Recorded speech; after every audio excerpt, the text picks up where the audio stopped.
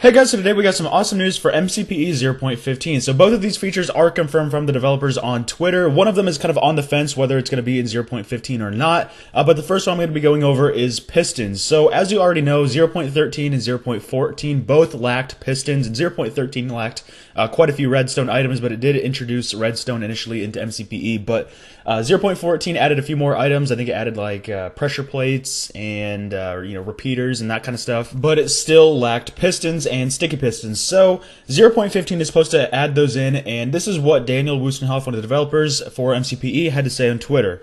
Redstone Phases. 1 was wires, torches, and basic gates. 2 was mechanisms. 3 world interaction, like pistons and stuff, for ultimate testing. So basically what he's saying here is that they planned to do redstone in different phases. So it's kind of an interesting way to do this. And I posted about this in my News for MCPE app, where I have both of these stories and a bunch of other ones. If you want to get the app, the link is down in the description. You can get it on the Google Play Store. But yeah, this is I talked about what he means by this, and I just kind of gave my thoughts on it. So 0.13 was the initial update. That was phase 1 to just get the basics in and get the redstone framework kind of built up in MCPE. The next one is to add the mechanisms and so just a few more items. And then for ultimate testing, they decided to wait for sticky pistons and just regular pistons, which must be more complex to add in. They waited to add those in, so they can test it and make sure everything works properly. So I see what they're doing here, and I don't really know if I like it, because I've talked about how I want developers to make sure everything is working properly before they release it. So I'm glad that they're doing it. I'm glad that they're spending the time to make sure that it is actually ready to go. But I don't really think this was the best way to go about it. I'm thinking more they could have just waited, added stuff in the background, and then just did a big redstone update to have like all the redstone in 0.15. So the problem with that is redstone would be coming later, because we got redstone in 0.13. So we got it quite a bit earlier, but we missed a whole bunch of items, and it's in 0.13 and even 0.14, it's quite a ways behind the PC version. So I think it would have been better to just have one big update where they could test it, and they could still do those kind of phases throughout the updates from 0.13, just not have the actual items available in MCPE yet.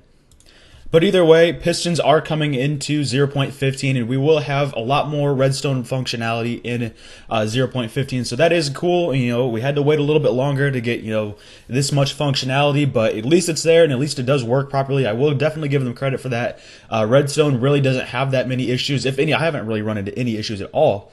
So redstone is very stable in MCPE, so I'm glad to see that they did take the time to do that. But I'm kind of I don't really know if it was the best way to add redstone in, but it does work properly, so at least there's that. So yeah, sticky pistons and pistons coming in 0.15, and the next one is anti-aliasing in MCPE. So here's what Tommaso had to say. He posted a picture, I'll have it up on screen, of the anti-aliasing slider in the settings, and he said options are popping up. I think somebody asked for this. So then he came out and said that new option smooths out jaggy edges. We added it for Windows 10 Edition and VR, not as needed on phones because they have insane DPI. So it does, with that tweet there, he kind of makes it seem like anti-aliasing isn't coming on MCPE, or he flat out says it. But then he kind of goes back and forth with himself on it. So I don't think they really know what to do yet.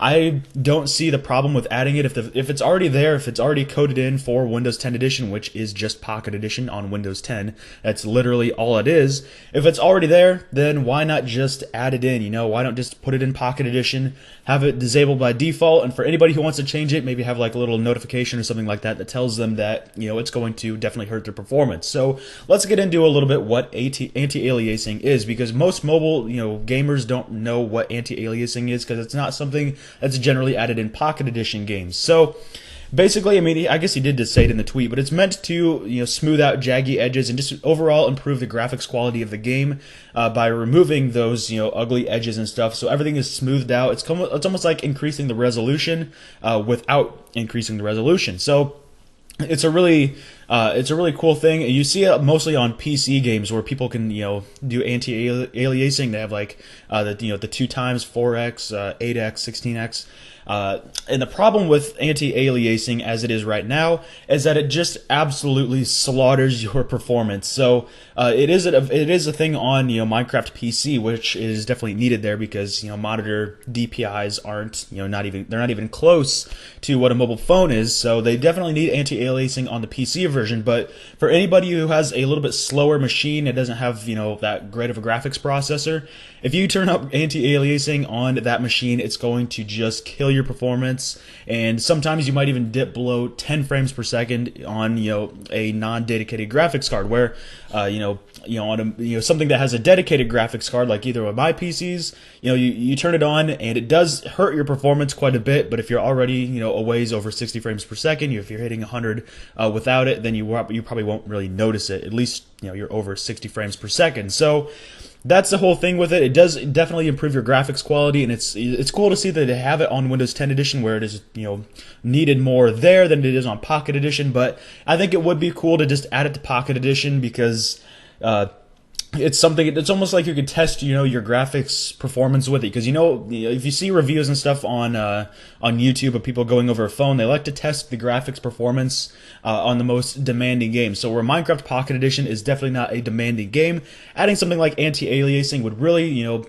test it and to see how strong a phone is. So I know that's not necessarily a valid reason to add it to the game, but I do think overall, I mean, there are phones that could handle it if you put the slider up just a little bit. There are phones that could handle it, and it maybe would improve the quality, but it would be cool for benchmarkers and just people who want to have the best settings possible, people who care more about how it looks rather than how it performs. So I don't know. It's possible anti-aliasing will be in Pocket Edition. Personally, I do think it will be, because anytime Tommaso has been on the fence about something like this, people just tell him to add it in. It's not a big deal. Just put it in the update. It's already in Windows 10 Edition, and then he'll just do it. And, that's what Tommaso does, and that's why so many people like Tommaso, and that's why they always tell him to do this stuff, because he generally does. So there it is, 2 news stories for 0.15. 0.15 is expected to be a very large and awesome update, so just stay tuned to this channel and to my News for MCPE app to get all the latest 0.15 news. So I hope you all enjoyed this video, and I hope to see you all in the next one. Thanks for watching.